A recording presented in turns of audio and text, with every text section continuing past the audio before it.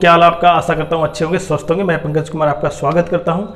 देखिए, जब से सीटी हुआ है ना, आपके माइंड में भी कहीं ना कहीं एक चीज तो जरूर है कि अगर आपका एग्जाम हार्ड शिफ्ट में था तो आप चाहते हैं कि नंबर ज्यादा से ज्यादा बढ़ जाएं, और जबकि इजी शिफ्ट में था तो नंबर आप चाहते हैं कि उतने बिल्कुल ना घटे कि मेरे मार्क्स लगभग उतने ही रहे, जिसमें मतलब 2 से 3 मार्क्स तक घट सकते हैं। लेकिन आयोग ने भी कहीं ना कहीं प्रत्येक से बच्चों से या किसी भी व्यक्ति से ये एक सुझाव मांगा गया था कि कोई ऐसा तरीका हो जिससे कि प्रत्येक बच्चे के साथ न्याय हो और कहीं ना कहीं वो वैधानिक हो, लीगल हो।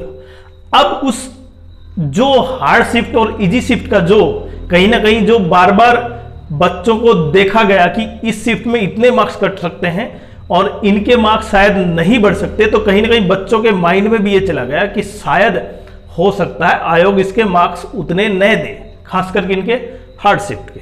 जो 26 मॉर्निंग थी और 27 इवनिंग, इनकी जो हार्ड शिफ्ट थी, इनको मार्क्स उतने न मिले। तो इसीलिए कहीं ना कहीं मैंने बताया था कि इससे संबंधित कोर्ट केस हो गया।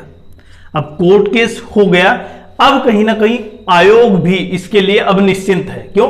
क्योंकि आयोग अब माननीय कोर्ट का जो आदेश होगा उसके बेसिस पे काम करेगा, और अब आयोग का खुद का इंडिपेंडेंस नहीं होगा, और इसलिए सबसे बड़ी जिम्मेदारी किसकी हो जाएगी? अब आयोग वो कार्य करेगा जो सेंट्रल गवर्नमेंट लागू करती है। मतलब मैंने पहले कहा था सेंट्रल गवर्नमेंट जो, क्योंकि ये माननीय सीएम साहब ने भी कहा था कि सदन में कि जो rule regulation SSC, IBPS, railway, ये जो बोर्ड अपनाते हैं ना, वही रूल रेगुलेशन चल रहा है यहाँ पे। अब पेपर हार्ड और सरल तो आते रहते हैं, लेकिन यहां पे पेपर काफी हार्ड और काफी सरल था तुलनात्मक रूप से, इन दोनों में काफी अंतर था। तो इसीलिए बच्चे मान्य कोर्ट में गए, और मान्य कोर्ट का आदेश क्या होगा उसी बेसिस पे किया जाए जो इनका है सेंट्रल गवर्नमेंट का। इसलिए अब आयोग बिल्कुल फ्री है, कोई प्रेशर नहीं है। अब आयोग वही रूल रेगुलेशन करेगा, मतलब जिनके हार्ड शिफ्ट थी ना उनके मार्क्स 100% बढ़ेंगे, और जिनके इजी शिफ्ट थी उनके मार्क्स घटेंगे। अब घटना और बढ़ना देखिए, ये कितने घटेंगे कितने बढ़ेंगे वो तो माननीय आयोग, और जो आयोग जो रूल रेगुलेशन लागू करेगा एसएससी का, उसके बेसिस पर। अब मैं एसएससी की बात करूं तो एसएससी देखिए, यहां पे एवरेज मार्क्स अगर यहां पे 42 थे और उसके यहां पे 62 हैं हार्ड शिफ्ट और इजी शिफ्ट, तो उनको करने के लिए इसके बराबर लेके आएगी, मतलब इनके मार्क्स 20 मार्क्स बढ़ेंगे। तो मैं ये नहीं कह रहा इसके मार्क्स 20 बढ़ेंगे, पर आपको तरीका बताया कि इनके मार्क्स इसके बराबर लेके आने के लिए। तो वो तरीका जिनके, जैसे यहां पे जिनके 60 हैं उनके कितने बड़े? 2। जिनके 55 है उनके कितने बड़े? 7। तो वो तरीका अपनाएगी जिससे कि सेंट्रल गवर्नमेंट जो रूल लगाती है, मतलब जो भी सेंटर के कमीशन है वो।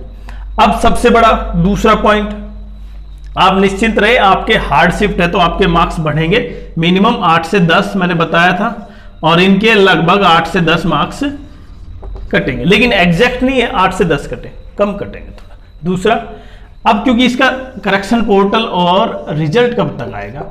देखिए, एचएसएससी ने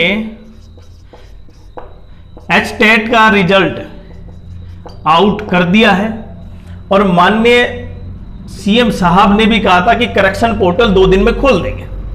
आज शुक्रवार है तो कल केवल सैटरडे है, और उसके बाद संडे को कहीं ना कहीं आयोग की छुट्टी होगी।